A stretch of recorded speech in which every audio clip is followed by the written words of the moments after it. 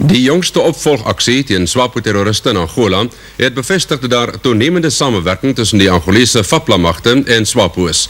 12 reaksiespanne van die Weermag en die Suidwes-Afrika gebiedsmag het aan die operasie in Suidwes-Angola deelgeneem. Die operasie het die naweek geëindig en was die eerste sedert die Lusaka-ooreenkoms en die totstandkoming van die gesamentlike monitorkommissie in Februarie 1983. Die semi-konvensionele 8ste bataljon van Angola word as voedingsbron van terroriste mannekrag teen Suidwes-Afrika aangewend. Toby Steenkamp het die veiligheidsmagte op die jongste operasie vergesel. Hierdie was 'n opvolgoperasie wat gemik was op die ontwrigting van SWAPO se beplande offensief van intimidasie en sabotasie gedurende die maande Oktober en November, die sogenaamde klein reentyd hier in Suidwes-Afrika. Inligting wat bekom is deur die hoofkwartier van sektor 10 hier op Oshakati, het daarop gedui dat SWAPO sy 8ste bataljon, 'n bataljon gerig op konvensionele oorlogvoering, na die suide ontplooi het, met die doel op heropleiding vir hierdie offensief van terreur. Die elite Romeo Mike spanne van 101 bataljon het maandag 16 September die Angolese grens oorgesteek nadat die land se weermag daarvan in kennis gestel is. 'n Reaksiemagspan, bekend as die Romeo Mikes, bestaan uit hoogs opgeleide wit en swart troepe wat mobiel in hulle Kasper, 'n gepantserde troepedraer, die opvolg en vernietiging van terroriste ten doel het. Met dagbreek van die tweede dag was daar net tyd vir die hervulling van voertuie en vir oulaas as wapens nagegaan en skoongemaak. Alles was gereed en die veespanne het uitbeweeg. By elke kraal het tolke van die plaaslike bevolking inligting verkry oor SWAPO se bewegings. Spoorsnyers is ingeroep en met die eerste vyandelike spore is daar met die opvolg begin. Die spoor word verloor op harde grond en weer moet daar in alle erns gesoek word. Die spoor word weer opgetel en spoorsnyers draf op die spoor en aflos voor die voertuig. Wanneer visuele kontak gemaak word, begin die geveg in alle erns.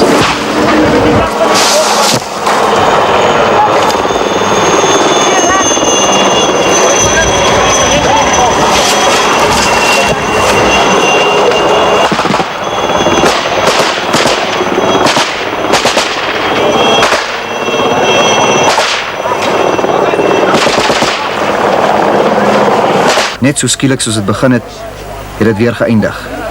Maar die siklus gaan voort. Die veespanne beweeg weer eens uit. Op die 4de dag is 'n SWAPO-offisier geskiet. Dokumente wat aan hom gevind is, het die sabotasie-offensief bevestig en teikens is duidelik uitgelig. Lede van die Romeo Mike spanne het daarop gewys dat die terroriste swak opgelei was vir hulle taak. Weens hulle gebrek aan kennis oor bosoorlogvoering was hulle maklik om op te spoor. Die gebuitedokumente het dit bevestig. Aan die einde van die operasie was senior militêre offisiere nie bekommerd oor die relatiewe lae verliese aan SWAPO-kant of oor die aantal gebuite uitrusting nie. Hulle was oortuig dat hulle daarin geslaag het om SWAPO se beplande heropleidingsprogram so erg te ontwrig dat dit onmoontlik vir SWAPO sou wees om opleiding te voltooi voor die klein reentyd in Oktober sou begin.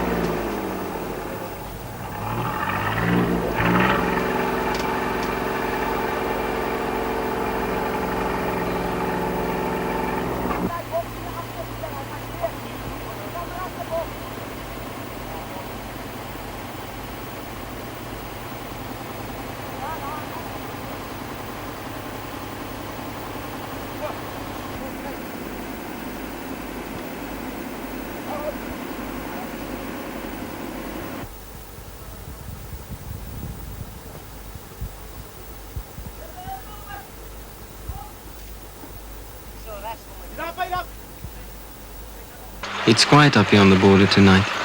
Sort of lonely. Even when your mates are asleep just around the corner. Mind you, just because it's quiet doesn't mean nothing ever happens. Hello, Ops. This is Charlie Bunker, Master speaking. Listen, we have sighted a green flare at 12 o'clock, approximately 2,000 meters from us. 2,000 meters. Most South Africans have got someone up here on the border. Sons, brothers, husbands, or just the boy down the road. Roger, I'll come back. But how many of you know what it's like up here? How it all works? The frontier is long, over 1,000 kilometers long, so there isn't a continuous line of guards. Instead, the security forces are stationed in bases. Right. Corporal, send this signal to 0. Major. During the day, the area between the bases is patrolled, but by night, the only link between them is the radios. 401 Steins. Nothing much moves at night except when we change guards every 4 hours. Then towards morning, the cooks start coffee. They're the first up, but then they don't have to go to morning stand to. Dawn and dusk are the dangerous hours. The uncertain light between night and day can hide an attack. So quietly, without fuss, they go to stand to their battle positions until the sun is safely up, just in case. The best thing about stand to is you can sit on your backside without getting shouted at.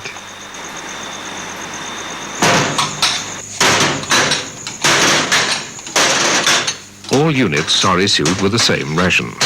But some get better food than others. It depends on how much the officers encourage the cooks. 6:30. Stand down. The sun comes up quickly, and half an hour after first light, the danger is over. The duty guard stays on watch while the rest of us get cleaned up. There's about 3/4 of an hour to have your coffee, clean your teeth, and make your bed. Plenty of time, unless there's an inspection coming up. Some men in the bigger bases leave for work, like any city businessman, except for the rifles. Everyone here carries a weapon. After a few weeks, you feel undressed without it. Anyway, if you're in the forces, it's a court-martial offense to be without one. Except for the teachers.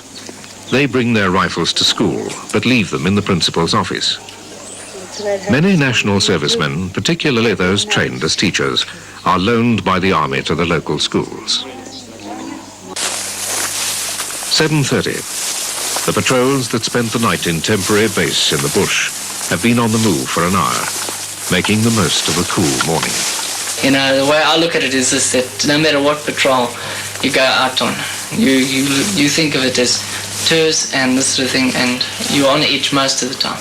The feeling that you could be attacked or you could walk into an ambush at any time, and as a result, after a couple of days, it does start working on your nerves. The only time you really feel relaxed is when you know you're on the way home again and you're getting close to home again, you know, or when you get back to camp, and then you feel much better. Get on! Break! To the army, good order is the foundation of all things. So morning parade marks the beginning of the day. Let's say the Lord's Prayer together.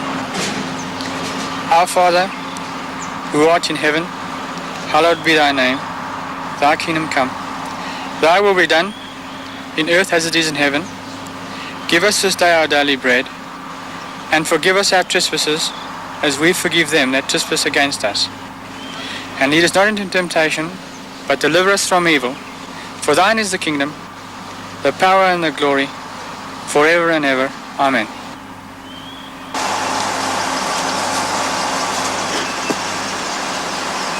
Raja?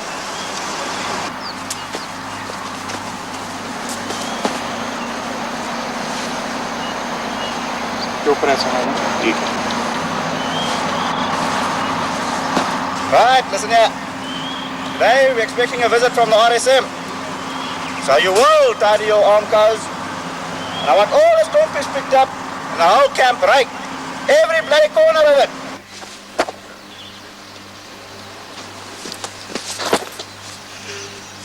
'85 parade, sir. Get on, Sergeant Major. Thank you, sir. The pomp and ceremony of the parade ground, whether it's a platoon in some isolated corner or a couple of companies at headquarters, is not just mindless brainwashing.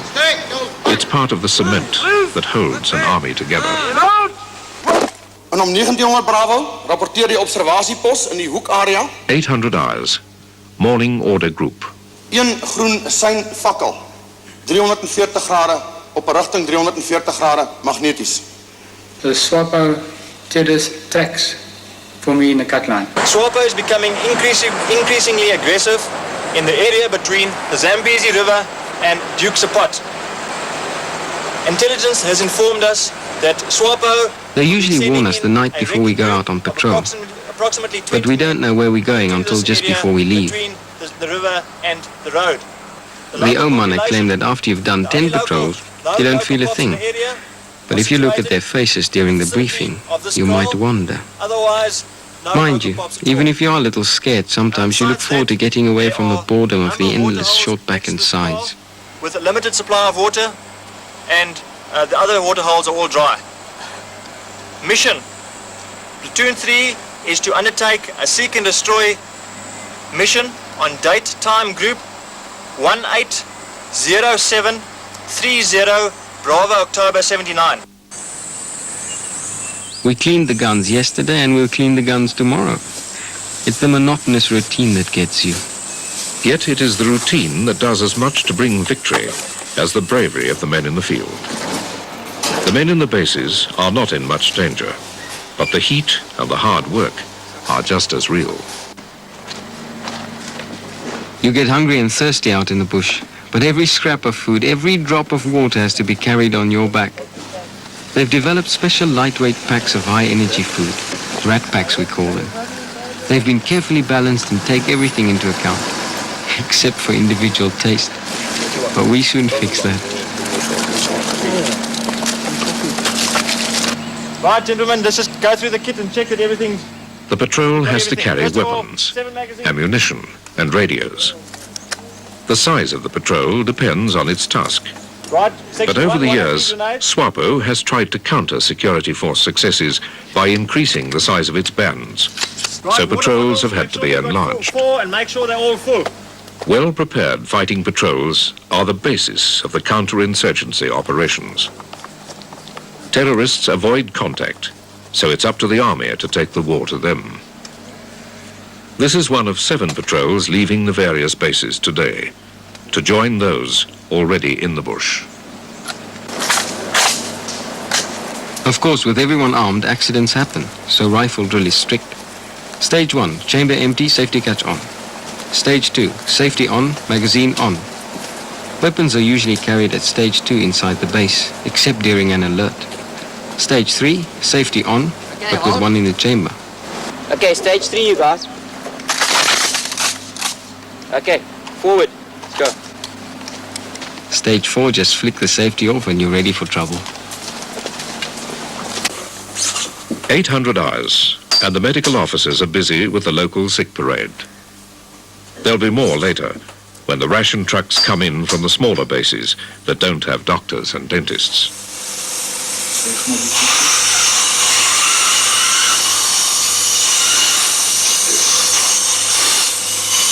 Naturally, any serious casualty would be brought in by helicopter. For Hendrik van Staden, Jannie Dupree and Freddie Smith, all Imagine trying to provide for the needs of a large ton spread over an area as big as Natal, and then, just to complicate things, put it at the end of a 2,000-kilometer supply line.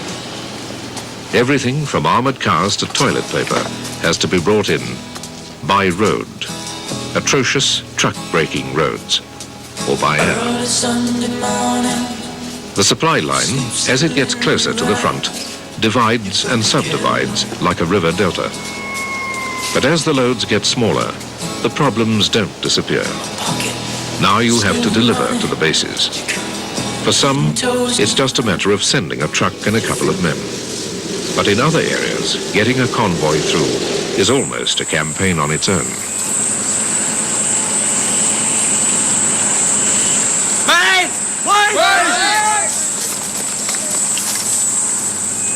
The landmine is a favorite terrorist weapon. It can be laid without much danger of a confrontation, and by the time it explodes, the terrorists are safely across the border. Whether it's detonated by a defense force or a civilian vehicle, it's done its job, spreading terror. Even if we detect them before they do any damage, we still have to neutralize them. That means deploying an all-round defense, in case it's an ambush. Meanwhile, the whole column waits. Then you have to be very careful in case it's booby-trapped. Mines are a damn nuisance.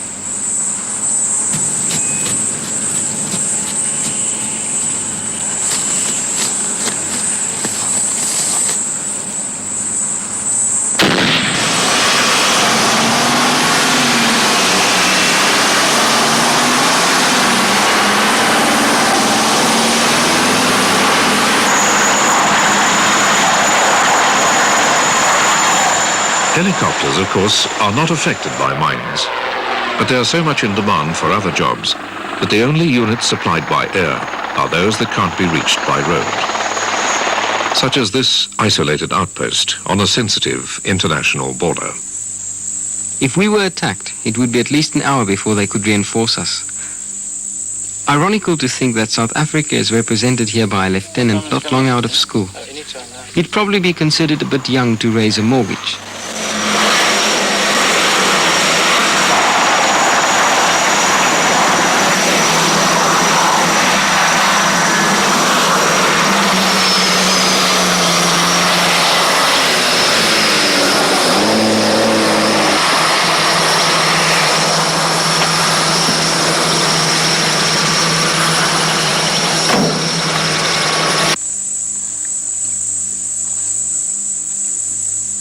This is one of 15 roadblocks in the area today.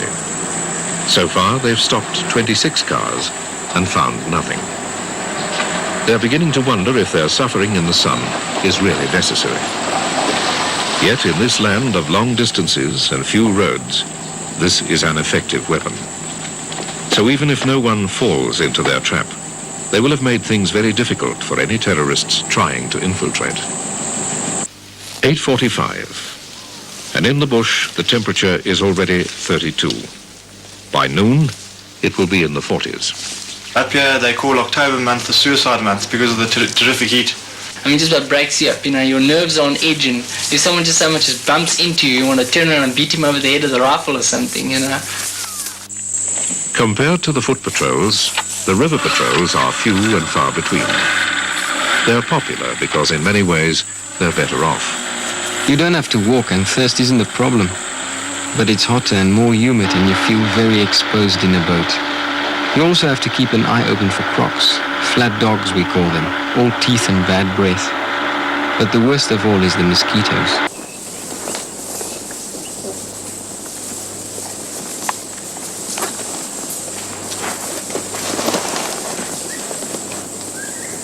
Voices carry in the bush so we don't shout. He's calling for the corporals.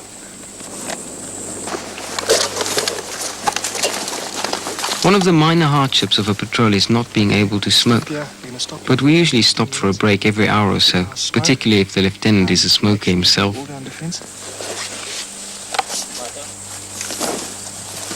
One of the major differences between the army and the terrorists is that once over the border, SWAPO bands are on their own. Whereas no matter how isolated a South African patrol may seem, there is always the radio. We work on the buddy-buddy system in the bush. Your mate watches while you smoke or eat. By the way, he'll take the match and the stompie with him when he goes. We know how easy it is to leave clues for a clever tracker.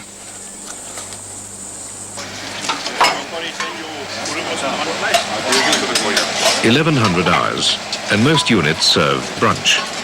That's a combination breakfast and lunch. They've had coffee and rusks after morning stamp to. And now comes a very substantial hot meal to hold young appetites until supper.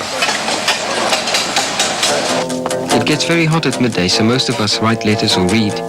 Nobody feels like doing anything strenuous. Scramble!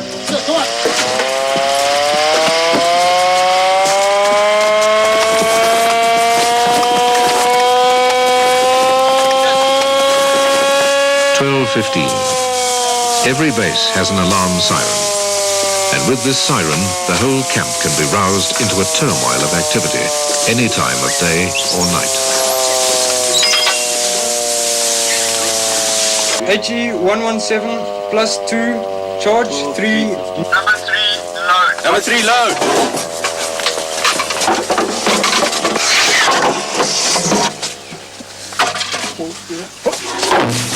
Charge 3. Break. Bearing 239 degrees, 15 minutes. 239 degrees, 15 minutes set. Correct. Angle of sight, 0 minutes. Angle of sight, 0 minutes set. Correct. At my command, 11:9:25. Correct. 11:9:25 set. Number 3 is open.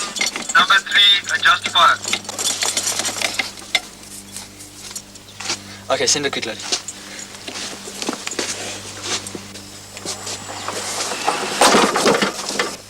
Number 3, cancel at my command. Fire. Number 3, fire.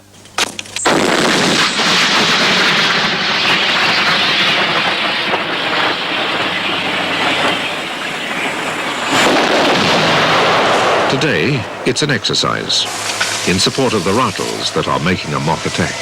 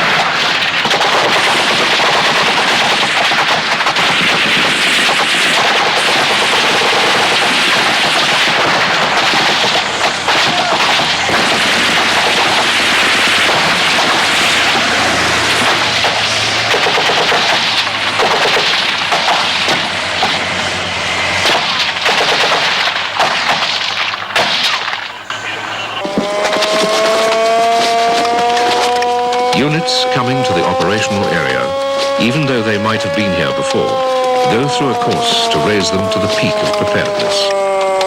Once they're operational, they still get regular exercises to keep them up to scratch. They make us do the same thing over and over until we're doing it in our sleep. The best training of all is action.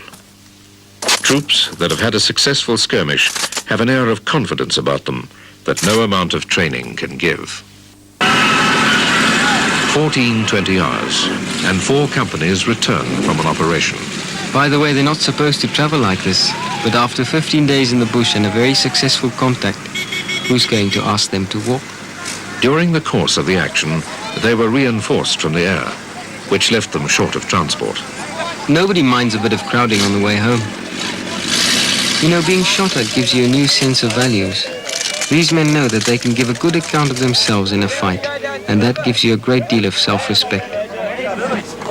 Dat die operasie wat julle gedoen het, die meest suksesvolle was wat ons nog van stapel gestuur het. En ek kan dit ook sê dat die sukses hiervan afgehang het van die dryfkrag, die deursettingsvermoë en die wil om te wen wat julle gehad het. Ek dink julle kan julle self nou battle-hardened soldiers noem. And it was only after the contact that I actually sat back and thought, well, something could have happened. We've been out for approximately 15 days. What was it like? Oh, well, at times it was very frightening. It's something you must experience. I always wanted to, and now I've done it. Then I actually realized what had actually happened, and then I started shaking. No, I don't know. There's lots of shooting, so you don't know. Your blood starts pumping and sort of forget about everything you just carry on with your draw. You're so scared you don't know what. Everything you do without knowing you do it. It's automatic. The contact wasn't so bad, but the rest of the patrol was bloody uncomfortable. The rain, I'll say the rain. Yeah, it's a bit clammy into a wet sleeping bag, but otherwise you get used to it, yeah. What do you mean wash? There wasn't enough water to drink. After 15 days, you stink so bad you can smell yourself. Now for a wash. And shave. Captured weapons come from many countries, and this is why they're important. Not only can they not be used by the enemy now, but with bad communications, to replace them will cost him a great deal of effort. The biggest hardship of all isn't the heat or the flies or the fighting. It's the feeling of isolation. We talk and we think all the time of what's happening back in the States. We live for our messages over the radio, but best of all Still, I'm is sure you'll post. save a few for when you come back. The garden is looking good, and the roses that Mum gave us have all flowered. The door needs fixing again. It's got to the stage where it's permanently shut. Fortunately, the car is... Nice to hear that the food has improved since your last stint on the border. Jimmy got you some new strings for your guitar. We'll send them with this letter. When I wake up, the ring is the first thing I see. I think of you all the time. And though 2 years seems long now, our love will see us through it. But I miss you so much and can't help crying sometimes. And then 2 years does seem very long. 1750. The sections take it in turns to hold flag parade.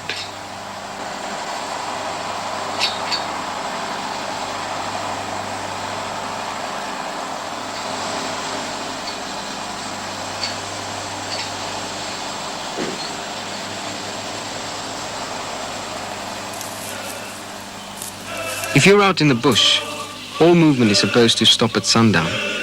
So you either set up a temporary base for the night, or push like hell to get in before dark.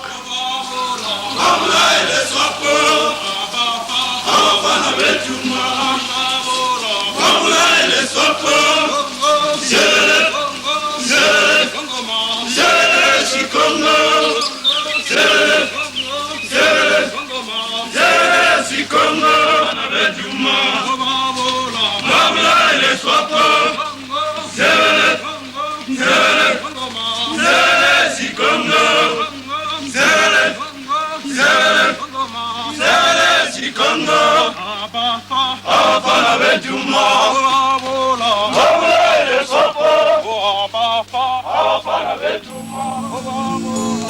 We look forward to evenings.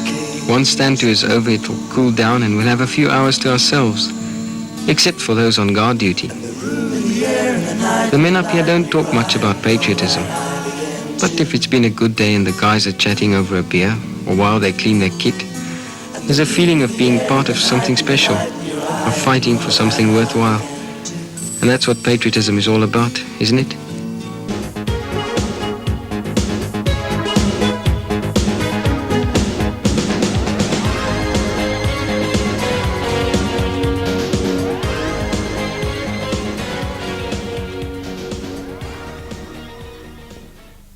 Dit is dan nou so dat julle aanvanklik gekom het vir herwinning, maar ek het met die sergeant gepraat. Daar is 'n moontlikheid dat ons julle gaan gebruik om herstel ook te doen. Dit blyk op hierdie stadium dat die gevegte aangaan.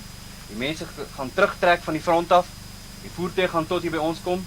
Die goed gaan hier gediens word en weer geherstel word. Die nuwe magte kom in en dan gaan hulle weer van voor af.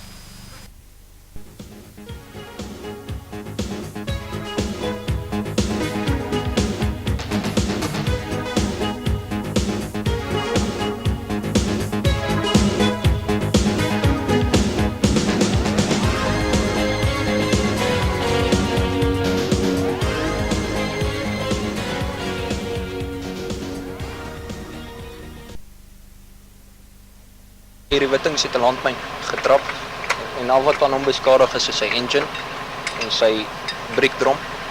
Ag en so en sy bladvere, sy brackets is afgebreek. Ag en so 'n paar goed. Is nie juist veel skade. Wat moet julle nou doen? Ja, ons gaan net nou net aan 'n breekskoene opsit, aan 'n breekdrom en ons gaan 'n ander engine insit. En dan kan hy weer uitgaan. Ja, en ons moet ander bladvere brackets aansit. En hoe lank vat dit julle om te trek? Ja, dit sal so 3 dae wees, as ons met alles klaar. Want agter is daar airpype af. En ons moet ander exhaustpype opsit en sulke klas. Net iemand seer gekry nie? Nee, niemand.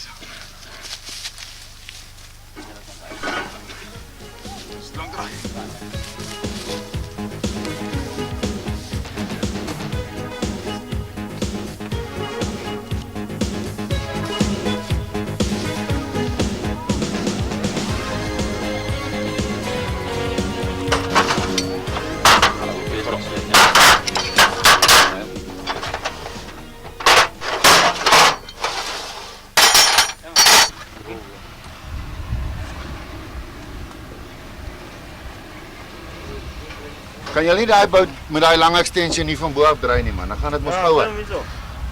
Sit daai lang extension daar deur. Dan wen hom hier van bo af op. Ander kant. Ander kant. Ja, ander kant. Is links omdraad, né? Nee, hy is hier regte omdraad, jy draai hom ons nou onder toe. Waar? Draai hom ons nou verkeerde kant toe. Doek, sip ek uit jou boom.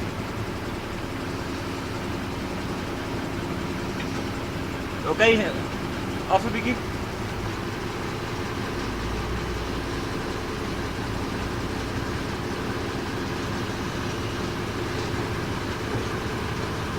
Staf, kan hy net daar aan die ander kant toe gaan, dat hy op daai kant guide, dan sal ek hom hierdie kant uit. Kom nou, oe. So 'n bietjie vorentoe stoot, hoor. Dat hy coupling net daar verby gaan.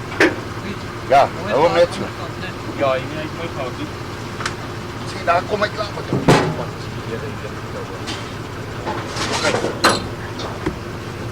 Ek gaan opkom. Hy gaan maar daai gelyk hierdie ding. Want dan moet hy by kom maar aan kan. Hè? Skielik so. Ja, ek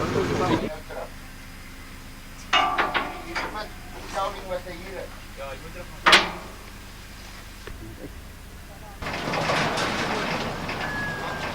Ah, kijk. Zo, wie is terugrijden?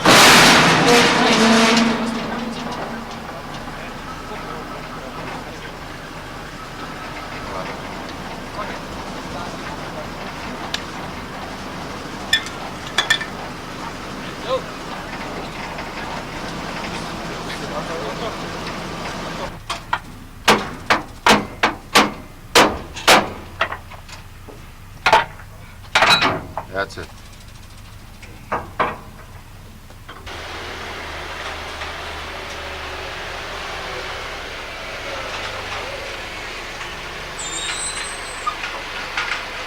Sergeant Pikkie, ek sien hierdie man, die tiffies werk baie hard, maar tog is hulle moraal hoog. Waar is Sergeant dit toeskryf? Ek sal toeskryf aan 'n goeie opleiding en 'n deeglike kennis van hulle werk en manne staan saam met die bos ons van ons kant en ek meen dit is moeilik, omstandighede is moeilik, maar ons van hulle kant in die opsig.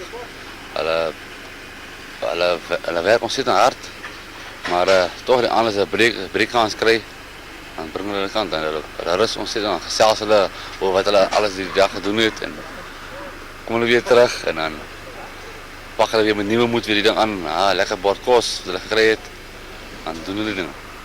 Ek sien nie, die geriewe is maar seker, dit behoort eintlik baie beperk te wees hier in die middel van Angola, maar die tiffies gaan aan en hulle eet lekker en het skoon klere. Hoe so? Ja, kijk, Tuffy maakt een plan. Waar Tuffy is daar altijd een plan. Hij ziet uit weg, hij bouwt plan, hij gooit kop in elkaar, hij skrap. Van enige ding maakt hij een plan. Bijvoorbeeld, hij stoof gezien, hij bouwt een stoof van niks. De wasmachine niet zo mee, wat hij in die hand gebruikt. Dus altijd schoon kleren, schoon overalls. Tuffy maakt plan. Dus we als hij een plan te maken is, gaan altijd naar Tuffy toe. Dat zal hij plan maken, definitief. Ongeacht die omstandigheden. Wat hulle sê maar wat hulle doen hulle mee as die fout. Dominee, ek sien die manne se gees is baie hoog hier by die tiffies. En ek weet nie of dit oral in die kamp soos nie, Dominee sal seker weet, maar hoekom is dit? Jong, ek ken die tiffies daarom ook al so 'n paar jaar. En ek sien die werk wat hulle doen en ek sien altyd ook die lekkerte waarmee hulle werk. Ek dink dit gaan oor 'n tiffie kry 'n ding om te doen en hy kry hom klaar en dit is lekker om te sien die werk wat hy gedoen het. Hy het by 'n punt gekom, by 'n resultaat gekom. Miskien dalk teenoor ander manne is dit makliker want die tiffie kan sy resultaat sien en hom meet. Ek is ook baie keer maar 'n tiffie en dit is my lekker. Ek geniet dit. En as ek die ouens so sien, dan klop my hart sommer kaster. Maar ek het Dominee gister gesien, gee spanners aan en help ook maar uit wat hulle nie kan. Ja nee, as ek 'n beerd kon kry, sou ek graag wil help vasdry en die dinge doen. Nou, hoe het julle by die tiffies uitgekom? Ingedeel, toe ons ingekom het in basis. Het jy jou basis daar gedoen? Ja, in Pretoria. En dan kry julle opleiding om aan hierdie tipe van werk te doen? Tweede fase. Dan gaan ons almal doen 'n kursus, 'n recovery kursus. Wat ek al jy ingedeel, stel dit so. En dan gaan jy nou en doen die ding wat jy moes doen. Dis dalk 'n stupid vraag, maar geniet julle dit? Ja, dis lekker. Al wat jy 'n bietjie vang is omdat jy ver weg van die huis af is. Ja, dis iets wat ek bevra, hoe voel julle daaroor? Ja, jy raak dit gewoond. Die eerste of as jy van pas af kom of die eerste rukkie, daai eerste week, weer dan dink jy's heeltemal teen die ding, maar as jy is gewoond is aan dan pla jy nou rond nie meer nie. Ja. En die werk hou julle seker besig, né? Dan gaan die tyd om. Ja, gaan dan. The time goes very fast. You don't believe it, but 4 months and it's gone very quick. Why? Because you work? Yeah, you work every day. So sometimes you don't even know what day it is. Today I knew it was Sunday because of Dominic. And it took so long. And so it doesn't even necessarily to work 7 days a week. Yeah. Okay, sometimes you work, like during the night, you work the whole night. Just to get an engine in. So it's nothing. You get used to it. Kommandant van Lille, op die 2 Januarie 1984 het die magte hier te Kuwalai betrokke geraak in gevegte met Fapla, die Angolese leer. Kan jy vir ons 'n aanduiding gee wat het aanleiding hiertoe gegee? As jy weet, was die opdrag van my magte om met die SWAPO basis direk noord van Kuwalai betrokke te raak. Ons aanval was beplan op die SWAPO basis direk noord van Kuwalai, maar was er ook bewus geweest van die feit dat daar 'n redelike sterk mag van Fapla in die dorp ontplooi is. En daarom het ons voorsiening gemaak dat sou hulle inmeng, ons met hulle kan afreken. Ons was nog in die proses om met SWAPO slags te raak toe hulle wel ingemeng het en ons het onmiddellik al ons magte beskikbaar op hulle geloods en aanvanklik het hulle hewige weerstand gebied, maar hulle het ook maar nie die moed van die oortuiging nie. En toe ons mannetjies 'n klein bietjie vasbyt, het hulle omgespring en gehardloop, ons het onmiddellik die situasie uitgebuit en dit was eintlik 'n kwessie geweest van loop deur die dorp, want alles net so gelos op die grond en die magte het weghardloop. En dit is desniettegenstaande die feit dat ons vir 'n weke lank voor die tyd pamflette gestrooi het waar ons gevra het dat hulle moet nie betrokke raak nie, want ons wil nie met hulle beklei nie. Ons het met PB's gepraat en gesê, gaan dra die boodskap oor vir die Fapla magte. En ons het dit herhaal en die terugvoering wat ons gekry het keer op keer was, hulle het die pamflette wel geontvang. So hulle inmenging was doelbewus om ons af te slaan en ons het maar net gedoen wat militêr van ons verwag word. Sê vir my, het daar op enige stadium Kibane ingemeng met die gevegte? Ons was deurgaans bewus van 'n groot Kibaanse mag aan ons noordeflank en ons het vir hulle ook voorsiening gemaak. En terwyl ons in hierdie geveg betrokke was, het ons gehoor van ons voorste elemente dat daar is 'n mag Kibane van noord af op pad na ons toe. Ons voorbombardement op hierdie magte het die nodige effek gehad. Hulle het nie eens kans gesien om direk met ons slags te raak nie, want die voorbombardement het hulle soort van in hulle spore gestuit en toe ons opvolging uitbuit, het ons maar net gesien uitrusting lê, boots en jy weet wat. Hier waar ons nou staan in hierdie omgewing was die SWAPO administratiewe en logistieke hoofkwartier. En die Kibane was hoofsaaklik in die omgewing van die SA9 stellings. Dit is meer in die bosse in, soos ons nou staan, in 'n suidwestelike rigting. Hierdie is die SA9 grond tot lug missiel wat deur die veiligheidsmagte in Angola by Kuwalai dan gekry is. Hierdie sien hier die uitleg van die verdedigingsstellings met loopgrawe en bunkerstellings en die verskeie vuurstellings waaruit beide SWAPO en die Fapla magte geveg het tydens die aanval op Kuwalai. Hier sien u die konstruksie van die bunkers wat dan gemaak is met stene en beton. Hierdie is die vuurstelling vir 'n geweerskutter. Daar is verdere stellings.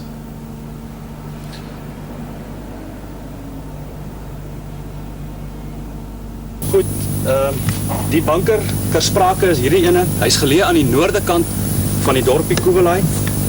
Hy is binne in die brigade hoofkwartier of liewer binne in die noordelike bataljon ontplooiing van die Fapla 11de brigade. Binne in die bunker het ons uitgehaal uitrusting, soos wat jy hier voor jy kan sien, wat onteenseglik bewys dat hier SWAPO in is. 'n Ou gedrukte combatant wat net SWAPO lees, niemand lees hom nie. Die nuwer model combatant, hierdie ene is toevallig die Desember 82 uitgawe. Die reisvlek uniform wat ook net SWAPO dra en hier kan jy ook 'n hoedjie sien en die tipiese SWAPO stewels. Ons het ook in die bunkers rondom het ons ook teenwoordig teenwoordigheid kon kry van Russe. Soos jy kan sien dat die drank wat hier is, nou die drank bewys nie noodwendig dat dit Russe is nie, maar die literatuur wat ons gekry het, die plate, hier is 'n plaat in Russies, ons het briewe gekry in Russies, ons het ook teenwoordigheid gekry van Kubane.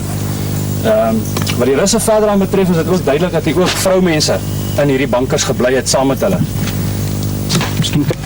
Hierdie radio van Russiese afkoms, typies die radio's wat SWAPO gebruik, dit is net so agtergelos in hierdie banker, wat dan die sentrale gebied hoofdkwartier van SWAPO gehuisves het. Hulle is inderdaad hier weg, redelik vinnig ook. Hier sien jy 'n gedeelte van die byt in terme van voertuie, wapens en uitrusting wat ons veiligheidsmagte tydens operasie Askari dan byt gemaak het. Hierdie betrokke voertuie is oral 375 trokke direk vanuit Rusland.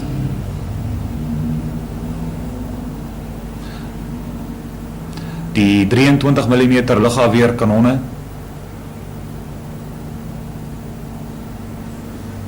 B10 terugloop-lose 82 mm tankafweerkanonne.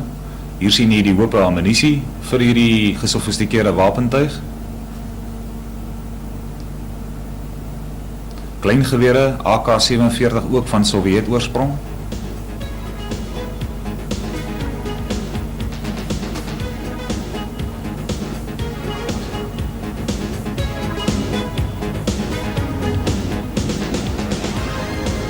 En daar sien jy die SA-9 grond-tot-lug missiel in sy houer. Hierdie missiel word dan bo op die voertuig gemonteer om dan gebruik te word teen veiligheidsmagte se vliegtuie. Hier sien jy die GAS 66 trok. Dit is 'n personeeldraer om beide SWAPO en die Angolese weermag te vervoer. Hier sien nog gedeelte van die ammunisie wat gebyt is tydens die operasie.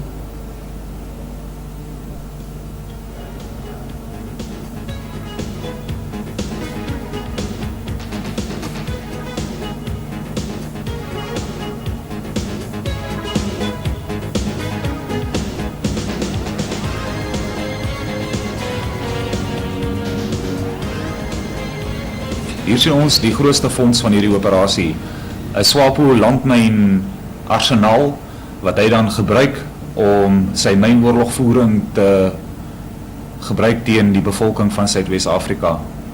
Hier sien ons die AGS-17 30 mm granaatwerper met sy ammunisie, verskaf deur Sowjet-Unie, insluitend ook die gesofistikeerde T-55 medium gevegstank wat ons dan nou sal sien. Tydens hierdie operasie is 'n totaal van 11 T-55 tanks aangewend teen die veiligheidsmagte en wat ons dan ook gebyt het.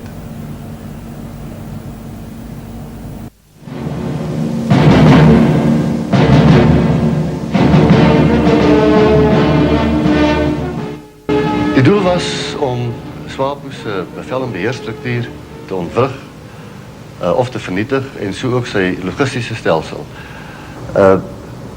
SWAPO het sogenaamde operasionele gebiede in Angola, een in die ooste, een in die sentraal en een in die westelike gedeelte van Suid-Angola. En in elkeen van hierdie gebiede het hulle 'n hoofdkwartier, 'n streekshoofdkwartier dit wil sê, en logistiese basisse. En die doel was om daardie hoofdkwartiere en basisse te vernietig.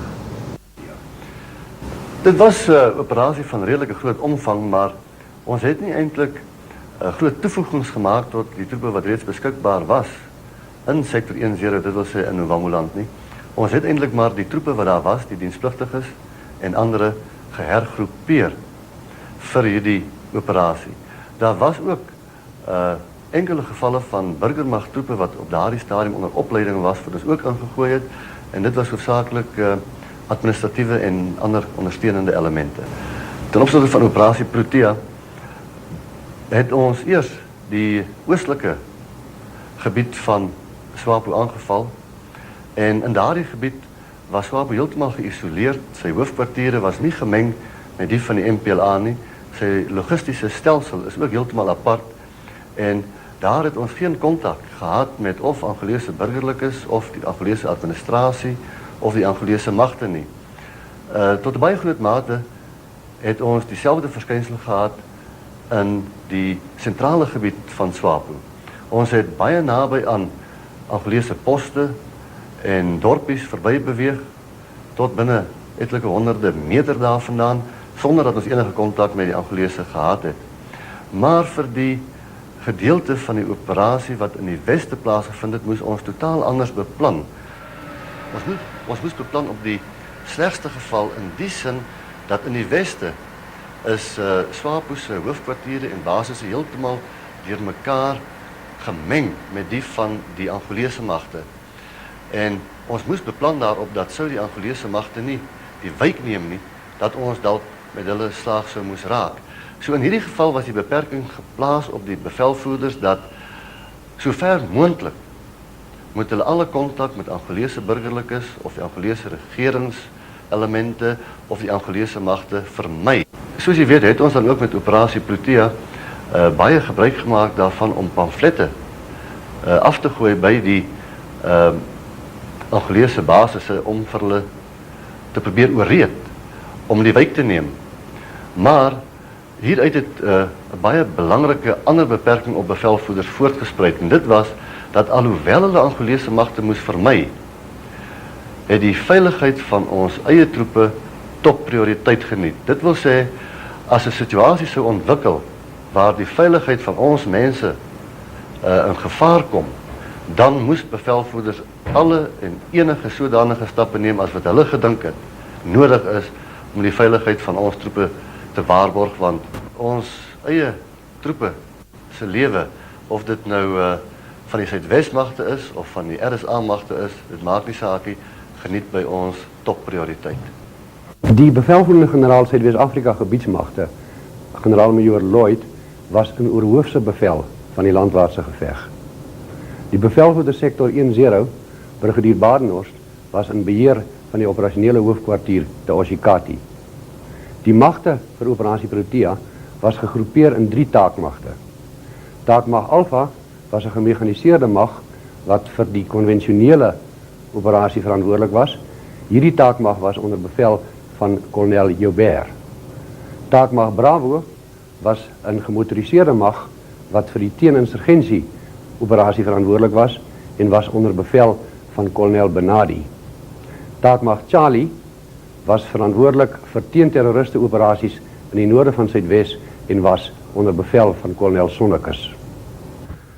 Die samenstelling van taakmag Alpha kom kortliks daarop neer.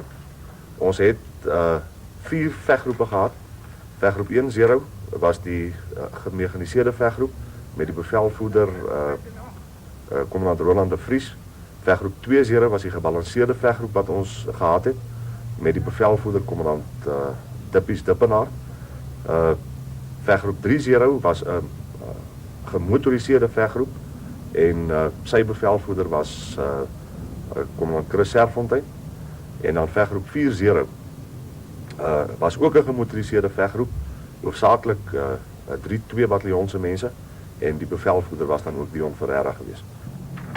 My veggroep was saamgestel uit 1 MEG company van 6-1 MEG bataljon groep, 'n valskerm company wat in buffels vervoer was, 'n company van 701 bataljon wat as 'n beskermingscompany aangewend was, 'n panserkar eskadron wat bestaan het uit Ratel 90 en Eland 90 panserkarre, 1 81 mm mortierpeloton, 'n medium artillery troep wat later 'n battery geword het, 1 GNI troep en 'n hoofkwartier company wat my echelon elemente uitgemaak het. Groep 20 se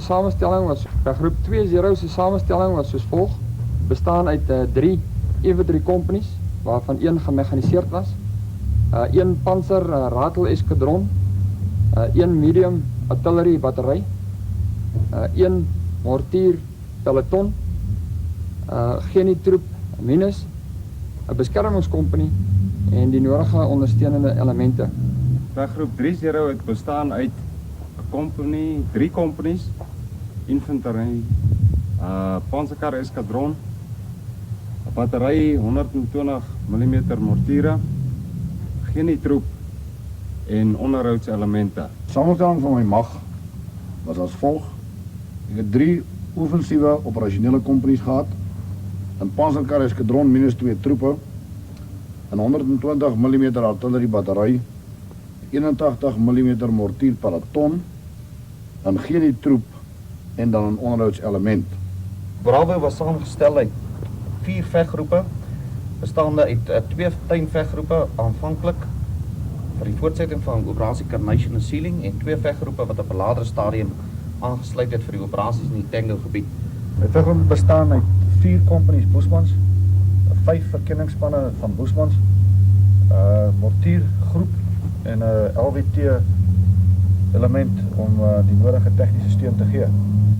Veggroep 60 was saamgestel uit 4 kompanies wat helikopter of valskerm vervoer kon word, waarvan 3 van 32 bataljon was en 1 van valskerm bataljon. En dan het hy bestaan uit 'n verdere 1 gemotoriseerde kompanie van 32 bataljon en 'n mortiergroep wat spesifiek daar saamgestel was vir die beskerming van die helikopteradministratiewe gebied. Die samestelling van die taakmagreserve was 'n vegspan gewees wat bestaan het uit 1 gemekaniseerde infanteriekompanie en 2 ratel 90 troepe. Terwyl die taakmagte besig was met voorbereiding vir operasie Protea, het die Suid-Afrikaanse lugmag 'n saamgestelde mag ingevlieg na lugmagbasisse in die noorde van Suidwes-Afrika. Hierdie saamgestelde mag het bestaan uit verskillende elemente van die lugmag, onder andere vegters, helikopters, transport en ligte vliegtuie.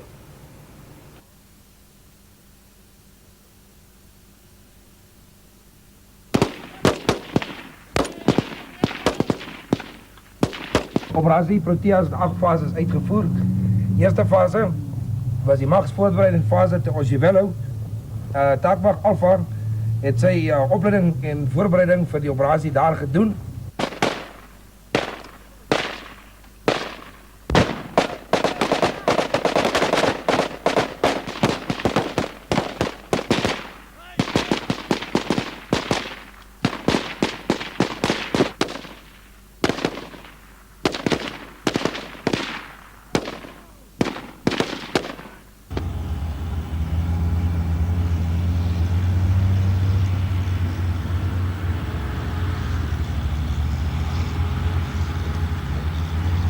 Fase 2 was die beweging vanaf Osjewello.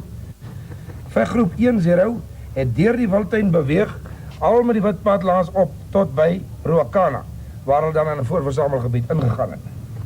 Die res van die mag het in pakkies beweeg via Oshikati na die voorversamelgebiede Okalongo omgewing, Mbolanto omgewing.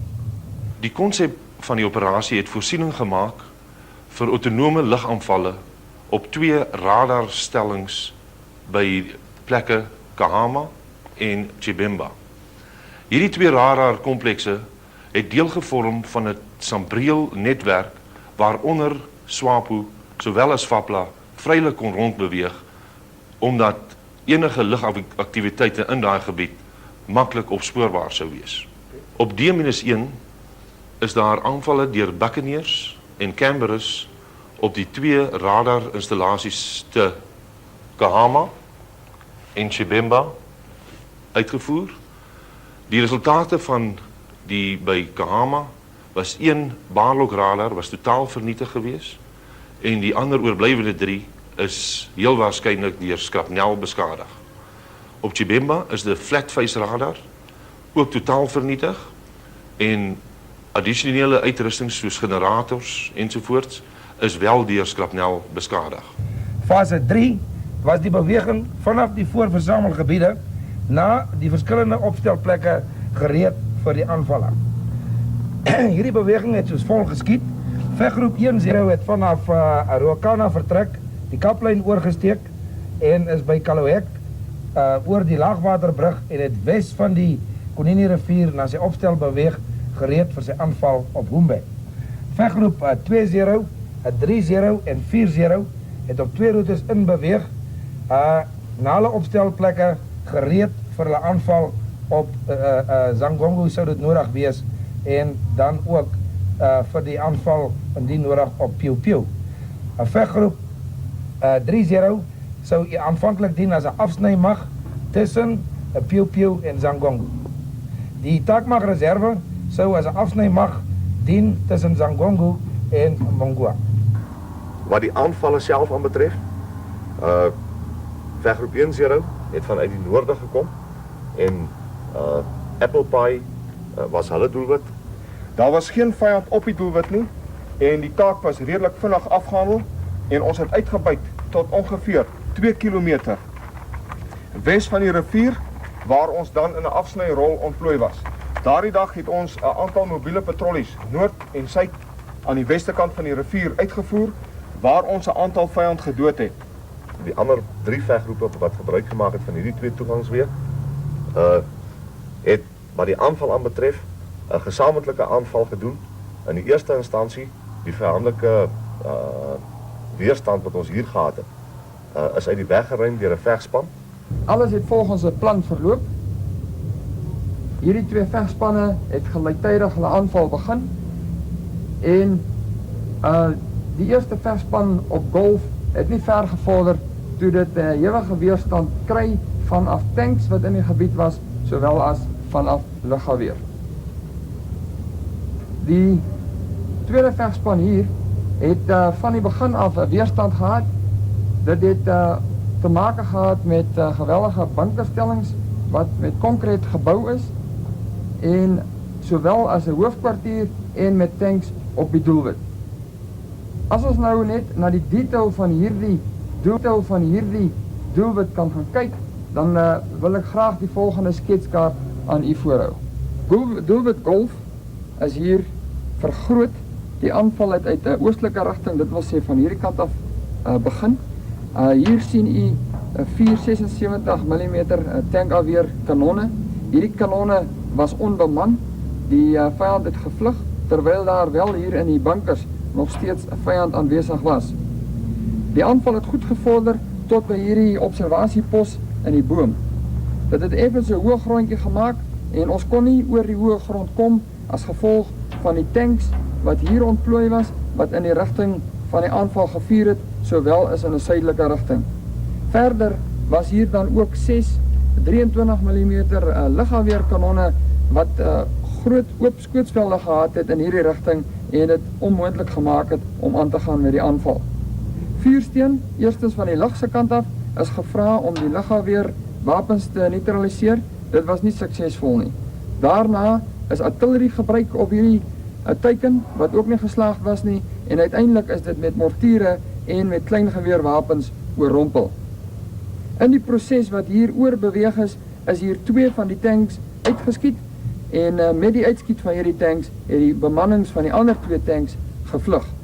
Gelyktydig daarmee is hierdie doelwit, die lugafweer doelwit dan ook verower en die res van die doelwit kon toe geneem word. Dit was laat op die dag.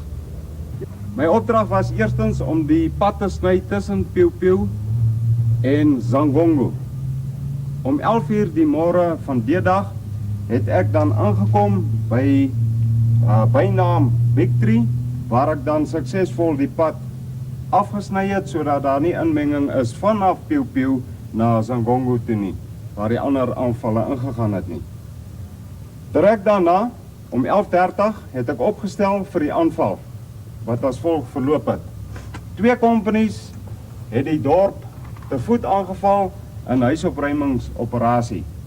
Terwyl die Panzerkar-eskadron 'n omvleuelingsbeweging na oos uitgevoer het, waar hulle in hierdie posisie stelling ingeneem het, vuursteen gegee het in die dorp vir die infantrie wat huisopruiming gedoen het in 'n noordelike rigting.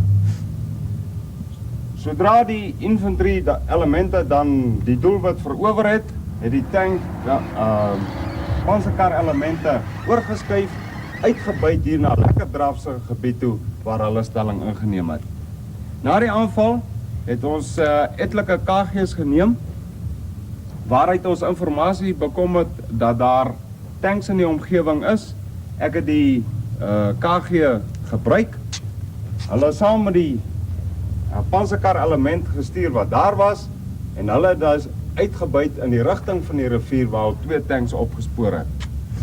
My opdrag was om die Zangongo Sentraal Kompleks aan te val en te verower op D-dag, as ook om die vyandige kompanie wat oos van die kompleks was, aan te val.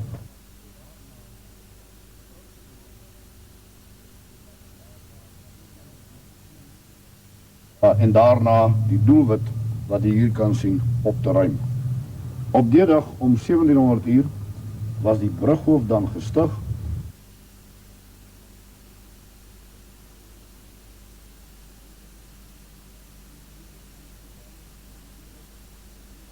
Die rest van D-dag het ons die doelwitte, daardie doelwit, hierdie twee, die doelwitte ten suide van die dorp, as ook die dorp self, so ver as moontlik opgeruim. Die aanval het goed verloop en het volgens plan verloop. Tydsgewys het ons egter tot die gevolgtrekking gekom dat met hierdie tipe van operasie kan ons nie werk op die neergelegde tye wat vir ons in die boek gegee word. En ons het dit bepaal op hierdie stadium dat jy kan werk op 100 meter in 15 minute. Op die nag, D-dag, D+1, die oggend om 0400 uur, is daar beweging gehoor nadat ons begin 12 uur skiet het. En dit was duidelik dat daar onttrekking van die vyand uit 'n suidelike rigting na noord was. Onmiddellik is daar hinderlaagposisies opgeneem op die pad, sowel as die ander vegspanne wat gewaarsku is. Dit was om en by 5 uur dat die eerste konvooi verby beweeg het, wat uiteindelik in die dorp uitgeskiet is, en 'n tweede konvooi in die hinderlaag hier uitgeskiet is. Daar is 7 voertuie uitgeskiet en 3 is uiteindelik gekry. 'n Ander konvooi het in hierdie gebied deur vegspan 2 se stellings beweeg en daar is ook 'n etlike hoeveelheid voertuie uitgeskiet. On the morning of D+1, the attack continued according to plan.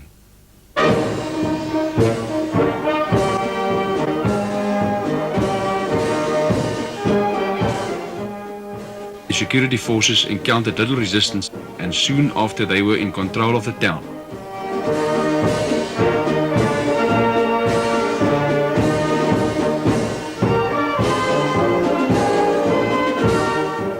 Positions at Sangongo and further south were characterized by a maze of trenches and bunkers. As SWAPO and FAPLA forces withdrew, these bunkers and abandoned equipment were booby-trapped to delay security forces' pursuit and mopping up operations. Gedurende hierdie gevegte is groot hoeveelhede Russiese en ander kommunistiese uitrusting gekonfiskeer. Meeste van hierdie uitrusting was ingegrawe terwyl ander verberg en vermom was. Die voertuie wat gebyt was het T-34 en PT-76 tanks, gas- en oerol troepedraers, bevelsvoertuie en water- en brandstoftankers ingesluit.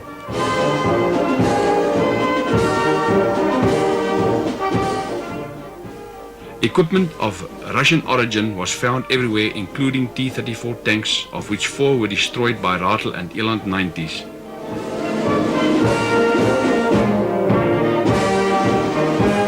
Large quantities of Russian arms and ammunition were also recovered from trenches and dugouts.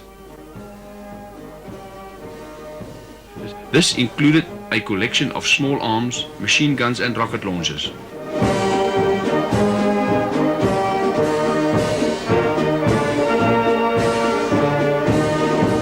The security forces established a backloading point at Sangongo, where all captured equipment was assembled. This included an Angolan government vehicle which was found to be loaded with SWAPO supplies and ammunition.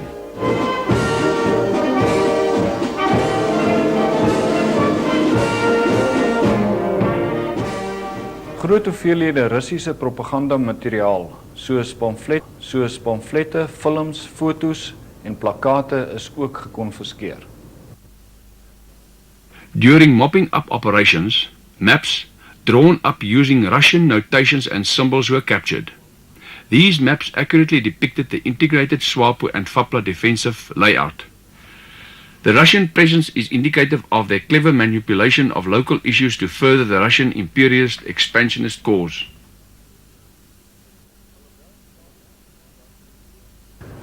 Alhoewel SWAPO voorsien was met groot hoeveelhede wapens, ammunisie en voertuie, was hulle lewensomstandighede haglik. Basisfasiliteite is swak en geriewe van watter aard ook al ontbreek. In teenstelling hiermee het SWAPO leierelemente toegang tot drank, vrouens en ander geriewe. Hulle gee nie 'n duit om vir wat SWAPO dan op die grond moet ervaar. D+2 het die normale opruiming voortgegaan. En ook die voorbereiding vir die beweging, of althans die aanval op Charlie. Op D+2 het die twee veggroepe wat verantwoordelik gewees het vir die aanval op Charlie dan afbeweeg na 'n voorversamelgebied tussen hotel en Charlie self, ongeveer daarom. Die volgende oggend is hulle inbeweeg. Die aanval op doelwit Charlie, of dan andersins Onjiva, volgens opdrag moes op D+3 plaasvind. Nou net om te keer na die sketskaart toe, ter verduideliking, hierdie pad wat hier inloop kom vanaf Mongoa, dit gaan deur die dorp wat hier geleë is en gaan daar af uit na die suide na Otsikango toe. Die militêre kompleks waarvoor veggroep 2-0 verantwoordelik was, het begin by die dorp en gestrek in 'n westelike rigting tot by die lughawe. Volgens beplanning is die afmarslyn om 0800 uur oorgesteek en die beweging tot aanraking het geskied volgens beplanning. Vegspan 3 het beweeg en hy het weinig kontak gehad tot hy egter aan die mees westelike kant van die aanloopbaan gekom het, waar hy toe 'n ewige weerstand gekry het. Waar daar afhanklik wat weer was vir 'n company, is daar 2 companies in stellings gewees en hierdie vegspan was vasgepen gewees vir langer as 'n uur in die gebied. Tydens veggroep 2-0 se aanval op die westelike deel van hierdie stellings, moes ek op een stadium vir vegspan 3-0 wat verantwoordelik was vir die verowering van die lughawe gaan uithelp. Ek het toe 'n aanval vanuit die noorde gedoen en die westelike stellings daar verower. Daar is min weerstand op daardie stadium gevind, maar redelik uitrusting gebyt. Ek was verantwoordelik vir die verowering van die dorp self, Onjiva dorp, die stellings noord van die dorp, asook die stellings aan die ooste kant en die suidooste kant van die dorp.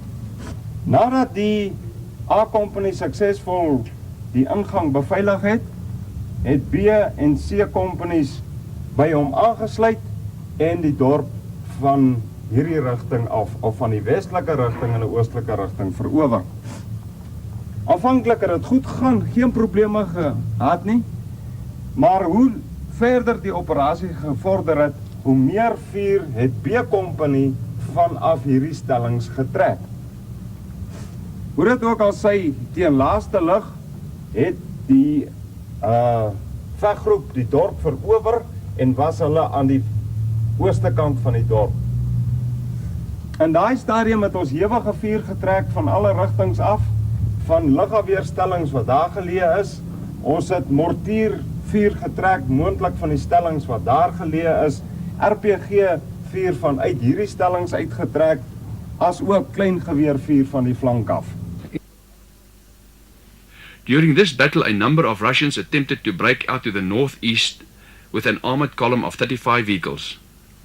This column was blocked by a security forces company specifically deployed as a cut-off on the road south of Ananka. Een van veggroep 6-0 se take was gewees om 'n afsnymag te ontplooi van 'n company sterkte noord van Onjiva om die aanval op Charlie te ondersteun. Ons het 'n company ontplooi wat bestaan uit lede van 32 bataljon onder aanvoering van luitenant Tinus van Rensburg. En op die agtermiddag D+3 omgewing van 1400 uur het hy 'n groot aantal voertuie in sy onmiddellike omgewing gerapporteer. Net hierna is die hulp van die lugmag ingeroep, waar tydens noue lugsteun aan die leer verskaf is. Gedurende hierdie operasie is meeste van die voertuie in die konvooi geneutraliseer. Later die agtermiddag plus minus 1600 uur het hy gerapporteer dat daar 'n blanke persoon geskiet was in die gevegte wat gevolg het. maar hy kon die blanke persoon nie op daardie stadium geïdentifiseer het nie. Vir die res van die agtermiddag was daar verskeie kontakte in die gebied gewees waaraan sy kompanie deelgeneem het en teen laat die agtermiddag 19:30 het hy teruggerapporteer dat hy 'n blanke gevang het, 2 blanke vrouens geskiet het en verdere blanke man wat ook gedood was. En hulle kon die blanke geïdentifiseer het as 'n Rus, sowel as die res van die blankes wat op daai stadium by hom was. Nou wat kortliks daar gebeur het is, hier teen laaste lig het hulle 'n PT-76 tanks opgemerk en hy het saam met 'n peloton nader beweeg na hierdie tanks toe en onder beskerming van elemente van hierdie peloton het hy in 'n klein groepie van sy personeel van die peloton nader beweeg na die PT-76 ondersoek ingestel en hulle het niemand daar gevind nie. Dit was op daai stadium al redelik sterk skemer gewees en hy het terugbeweeg na die peloton toe om aan te sluit by hulle en om te onttrek na sy tydelike basis toe. En tydens die terugbeweging is daar op hulle gevuur vanaf skuins agter hulle. Hulle het omgedraai en die vuur beantwoord en op die daaropvolgende deursoeking het hulle toe hierdie lewendige Rus plus die dooies daar gekry. Die situasie was nie onder beheer teen laaste lig nie. Verder het daar tanks gemanoeuvreer vanuit hierdie gebied uit na hierdie gebied toe, wat op die veggroep se voorste elemente gevuur. Volgende gebiede opgeruim. Die gebied noord van die dorp, die gebied suid van die dorp en die gebied.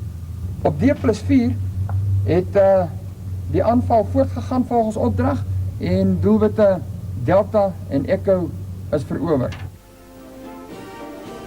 Battle Group 20 continued mopping up operations in the town and surrounding areas.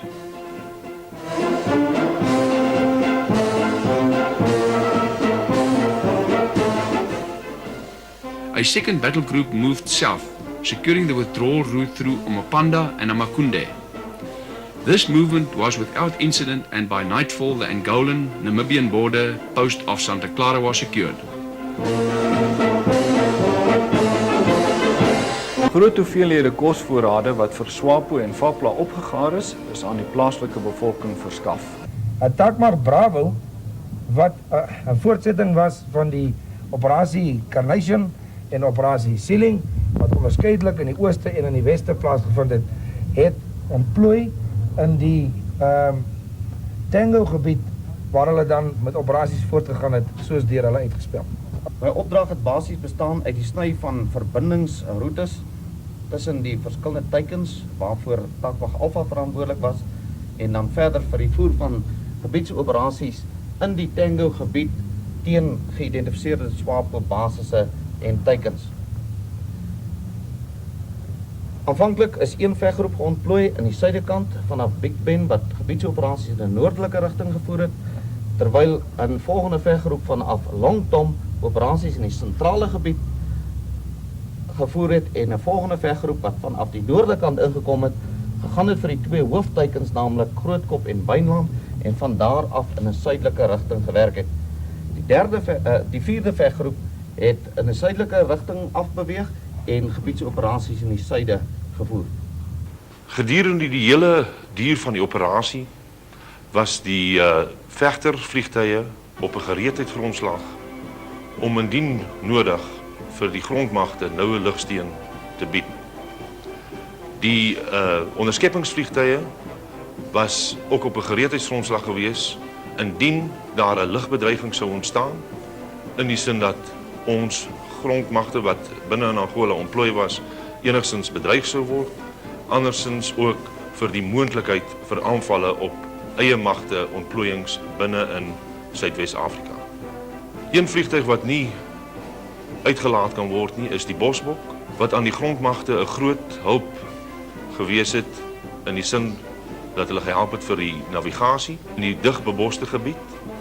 Hulle het ook gehelp met die vuurleiding van mortiere, artillerie en ook skakelvlugte gedoen tussen die voorste gebied en die lugmagbasisse terug in Suidwes-Afrika.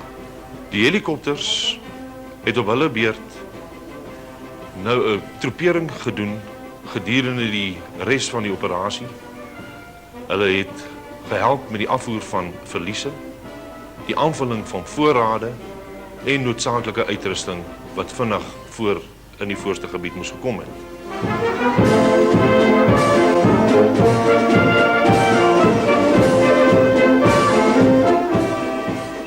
Die Taakmagreserve was in 4 aanvalle betrokke en die grondslag vir die sukses vir hierdie operasie is geleë in deeglike beplanning op alle vlakke, 'n effektiewe logistieke stelsel wat altyd verseker het dat die nodige water, voedsel, ammunisie en brandstof op die regte plekke beskikbaar was, deeglike en doeltreffende opleiding, die gehalte van die troepe plus hulle vertroue in hulle self en hulle uitrusting, hulle goeie gevegsdrills en hulle aggressiewe benadering en optrede.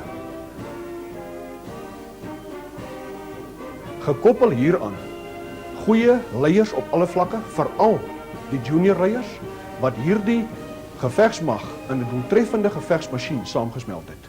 Ek dink dat die opleiding wat ons voor die aanval gekry het of voor die oorganery soontoe was seker van die beste opleiding wat ek in my tyd gekry het. Aangesien 'n opleiding altyd maar buigsaam is en die doelwit wat jy gaan kry is nie altyd soos wat jou opleiding miskien sê nie. Maar ek dink dat die mense het 'n deeglike kennis gehad van wat ons doelwitte sou wees. Met die gevolg is dat al die oefeninge wat ons gedoen het was basies soos wat ons doelwitte aan die ander kant was. Die teikens en goed was hierso in die oefening was amper op dieselfde plekke geplaas en die uitleg as wat ons doelwitte aan die ander kant gelyk het. Met dieselfde troepe kan ons enige tyd weer so 'n operasie doen. Want hulle standaard was van die hoogste wat daar was. Hier is mense bo in die bos kom, dan kom hy opleiding terug in jou, waar mense hard afgechop het en dan weet mense dat die moeite werd is hierbo. Mense daai selfvertroue. Jy's nie bang nie, jy gaan vorentoe al val die mortiere om jou en land om jou. Wat dink julle van die vyand? Ons dink van die vyand, kommandant, want hulle kry nie opleiding soos wat ons kry nie. Want ons kry hard opleiding, maar hulle kan nie goeie opleiding kry soos ons nie. Ons nog besig om hulle route volk daar so hardloop hulle weg. Los alles, uitrusting, lig goed, kos, alles met hulle weghardloop. En ek wil nie swapen dat hy moet hier so kom en die mense sy goed vat nie en alles maak, hy breek alles wat hy kan. Ek wil nie die dinge hê nie. Ons het deur 'n hele aantal jare in die Suid-Afrikaanse weermag 'n goeie opleiding altyd 'n hoë prioriteit verleen. En by ons teoretiese opleiding van baie jare het nou die praktiese ondervinding gekom wat ons eerstens in die Angola-oorlog van 1975 opgedoen het en toe weer daarna in Suid-Afrika met verdere operasies. Dus dit is belangrik dat ons besef dat so 'n operasie soos hierdie nie suksesvol kan wees tot die graad wat ons hier behaal het sonder baie jare se ondervinding nie. I think another point that I'd like to mention, which I regard very important for the success, the military success, was the integration of firepower.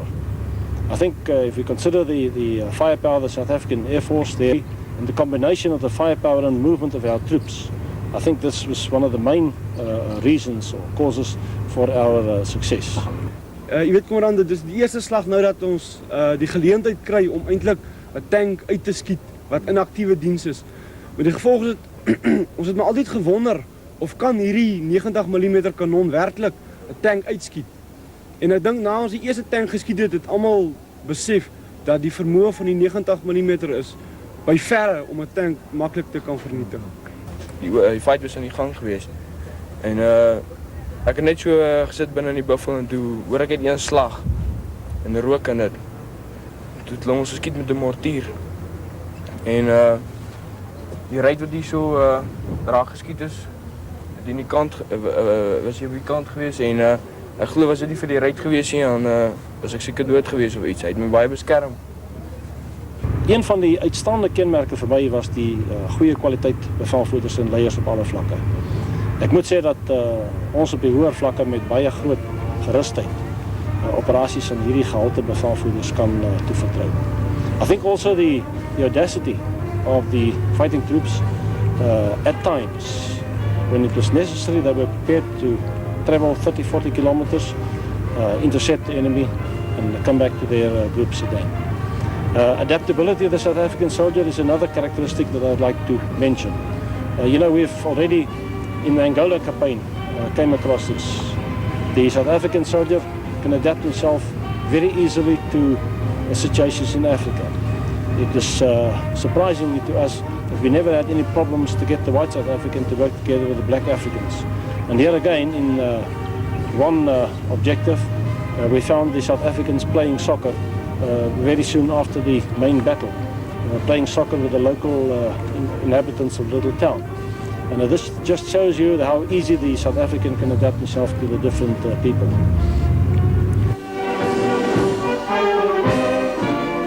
Operation Protea demonstrated the readiness and ability of the security forces to act quickly and effectively. The RSA has no intention to extend its territory and has repeatedly expressed the view that it wishes to live in peace with its neighbors. Cooperation can only be to the benefit and prosperity of all the countries in Southern Africa. All commanders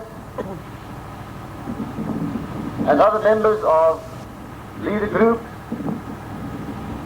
and men, you have now returned from Operation Sealing, Operation Carnation, and Operation Protea. You are now part of South African and Southwest African history. In fact, you have written a very proud chapter of South African and Southwest African history. I admire your fight, I admire your skills, and I admire your guts. You have done very well. I'm proud of you, and I say thank you. And I'm now going to ask everybody with rank, that is from Lance Corporal upwards, to stand up, turn around, and join me in 3 hurrahs, a tribute to the South African soldier. Hip hip! Hip hip! Hip hip! Ons sal in Suid-Afrika en in Suid-Afrika ons moet staan en sterk maak om teen hierdie gedigte vyand van ons, naamlik die kommuniste, veral die Russiese ekspansionisme, te veg. Ek vra dat u die sukses van hierdie operasie en die res van u lewe sal onthou as 'n voorbeeld van hoe operasies gedoen moet word. Hoe die beplanning daarvoor, die voorbereiding, die inoefening en die moed en die beslisheid waarmee dit uitgevoer moet word. As ons al ons operasies in die toekoms so hanteer, dan sal Suid-Afrika militêr hierdie geveg wen.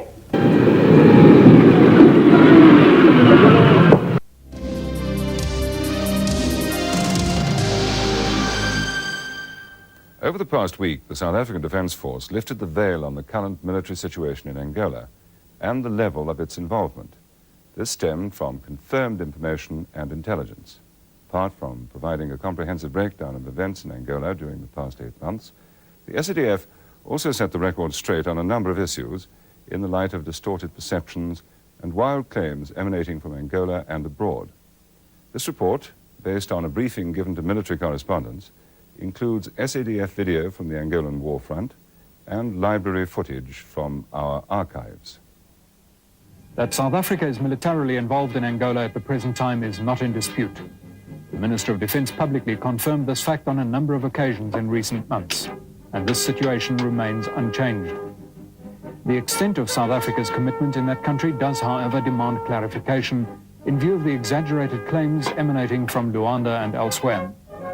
It is a fact that South Africa's involvement in Angola remains that of a supportive role which is strictly limited and controlled. At no time were there more than about 3,000 South African troops in Angola since the start of the current phase of the civil war, which began in May of 1987. During campaigns in that period, 31 South African Defence Force soldiers were killed in action.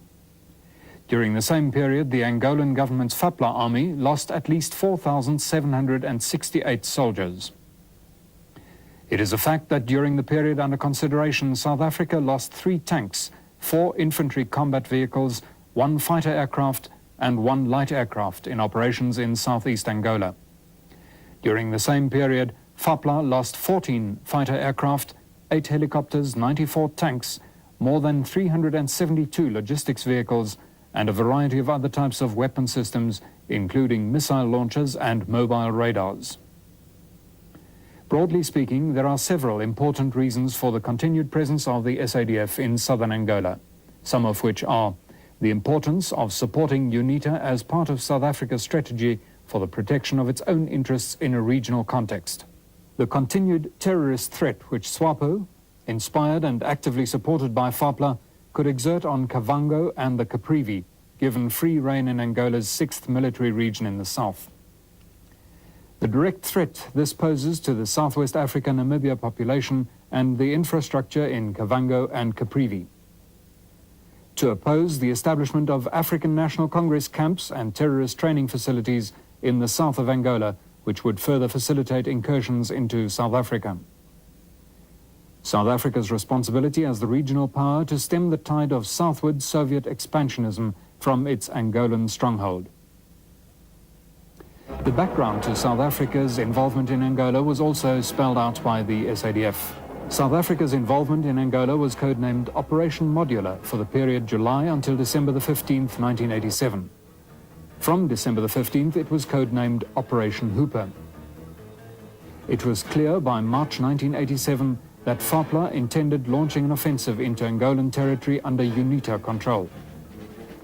There were indications that the FAPLA-Cuban-Soviet alliance was stockpiling arms and equipment in the 6th military region, which has its headquarters at Minongwe, and 3 military region with headquarters at Luena. Alarming quantities of new and sophisticated Soviet military hardware were also arriving on almost a daily basis at Luanda Harbour. Moreover, there had also been substantial troop movements in these regions. It soon became apparent that FAPLA would launch 2 independent but concurrent offensives in support of each other in these 2 regions. This, it was hoped, would tie down UNITA troops in this area. In attempting to do this, FAPLA believed they would prevent these UNITA forces from being redeployed to help counter the main FAPLA offensive against Mavinga. The campaign was a total failure. UNITA elements penetrated to the rear of the advancing columns, where they harassed logistics, while others effectively engaged the advancing columns with light artillery, forcing both columns to retreat back to Lukus. Further south in the 6th military region, Cuito Cuanavale was developed as the base for the launch of the main offensive eastwards towards Mavinga. This development and accompanying deployment was completed by August the 14th, 1987. The next phase was a planned march on and capture of Mavinga, which was to be followed by an offensive against the UNITA stronghold of Jamba. It was later established that at least 1 platoon of Cuban soldiers was attached to each FAPLA brigade used in the offensive. The SADF did not support UNITA in 3 military regions. However, it was decided that should UNITA request help in that area, SADF liaison teams would be sent there to evaluate the situation. In terms of an instruction from the Chief of the South African Defence Force, it was decided that South African support to UNITA in the 6th military region would entail the following. The South African Army would assist UNITA in developing an anti-tank plan to neutralize the FAPLA armored fighting vehicles. If necessary, the assistance of the South African Air Force would be sought. The FAPLA offensive was launched on August the 14th, 1987, following a dramatic increase in air transport missions to Cuito Cuanavale during the preceding months. Where previously there had been only 1 FAPLA brigade east of the Cuito River, this force was reinforced by the deployment of a further 4 brigades. The FAPLA bridgehead at the Cuito River was extended at the rate of several kilometers a day, while Cuito Cuanavale was reactivated as a frontline command post. At this stage, another dimension in SADF support, though still extremely limited, was introduced. This new development took the form of the deployment of artillery south of the Lomba River to supply fire support only on UNITA's request.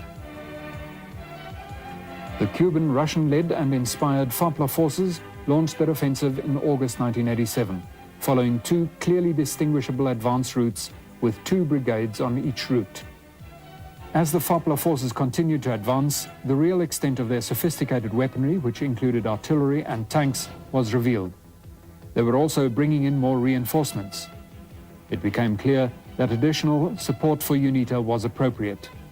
Accordingly, during August and September, it was decided that long-range artillery would be deployed to give UNITA added fire support, and that a mechanized element would assist in stopping the advancing 47th FAPLA Brigade south of the Lomba River. As a result, 47 Brigade was prevented from establishing a bridgehead for the other brigades. On September the 13th and 14th, 6 fierce battles took place, during which a FAPLA tactical group was put to flight. 382 FAPLA troops were killed and 6 tanks and a variety of other vehicles and weapons captured. In these engagements, South African forces lost 6 men. 3 armoured personnel carriers, APCs, were destroyed and 2 others damaged. The offensive by the advancing FAPLA troops was effectively halted on October the 3rd, 1987. Remnants of the 47th Brigade fled northwards in disarray under cover of darkness to link up with the 59th Brigade, leaving all their equipment behind in their abandoned positions. During this battle, FAPLA lost 250 troops and much equipment was destroyed or captured. After this offensive, the FAPLA troops started a long withdrawal with UNITA in pursuit. FAPLA finally regrouped close to the original positions from where their advance had started. The 21st and 16th Brigades were deployed at the source of the Chambinga River, while the 59th Brigade and a tactical group were based between the Vimpulo and Mianay rivers. In the battles which preceded this mass retreat, one of the critical factors proved to be South Africa's G5 gun and the professionalism of gunners manning them. By mid-October, the G5 guns were bombarding military targets in Cuito Cuanavale, rendering the vital FAPLA airstrip there useless. At about the same time, South African tanks were ordered into action and became the first to be used operationally since World War II. Men and machines acquitted themselves exceptionally well during the ensuing operations. Between the 9th and the 16th of November 1987, South African forces in support of UNITA were involved in further action against FAPLA forces in the area of the source of the Chambinga and Hube rivers. In the fierce fighting, about 525 FAPLA troops were killed, while South Africa lost 16 men. By mid-December 1987, FAPLA was still sending reinforcements, including Cuban troops and T-62 tanks, to the front, concentrating them in the Cuito Cuanavale area. However, one positive aspect was that it made the G5 artillery attacks on the area far more effective, and desperate enemy attempts were made to locate the gun sites which were inflicting very heavy losses on them. Bearing in mind that during the entire operation the SADF presence was intended as supportive to UNITA, and that it was at no time feasible or desirable to physically occupy Cuito Cuanavale, but rather to render it useless to FAPLA, Operation Hooper was aimed at assisting UNITA in clearing the area between the Quartier 2 and Chambinga rivers of remaining FAPLA forces, thereby preventing a repetition of the offensive. This would drastically reduce the FAPLA fighting force in the vicinity and in so doing make it possible for UNITA to hold the area. Thus it was decided to force the withdrawal of 21 Brigade from its fortified position next to the Quartier 2 river. The attack was launched on January the 13th, 1988, and contact was made with the FAPLA forces at about 1800 hours. 2 hours later, 21 Brigade fled and UNITA established control of the area. South African forces lost 4 crewmen when 5 Rattles were hit by direct enemy fire during the counterattack. 2 SADF tanks were temporarily immobilized but were repaired and redeployed. On the night of February the 25th, UNITA, supported by South African forces, attacked FAPLA positions south of the Tumpur River. At the same time, UNITA attacked enemy positions. Enemy losses, although obviously substantial, could not be accurately determined. South African losses numbered 3 dead. 4 tanks were temporarily immobilized by anti-tank mines, while 2 Rattles were hit by indirect fire. Meanwhile, UNITA forces had also been maintaining relentless pressure on FAPLA strongholds elsewhere in Angola. Several towns, including strategic points along the vital Benguela railway line, had been secured by UNITA during the past few months. This strategy is clearly paying handsome dividends for UNITA. In the meantime, the overall situation was such that on the 5th of December 1987, the Chief of the Defence Force, General Jannie Geldenhuys, was able to announce that members of the SADF and the Southwest Africa Territory Force had been given orders to begin a process of tactical disengagement. General Geldenhuys pointed out at the time that the disengagement was taking place under operational circumstances, which meant that the forces involved had to be continuously mindful of the ongoing conflict in the area. He added at the time that this could include offensive action.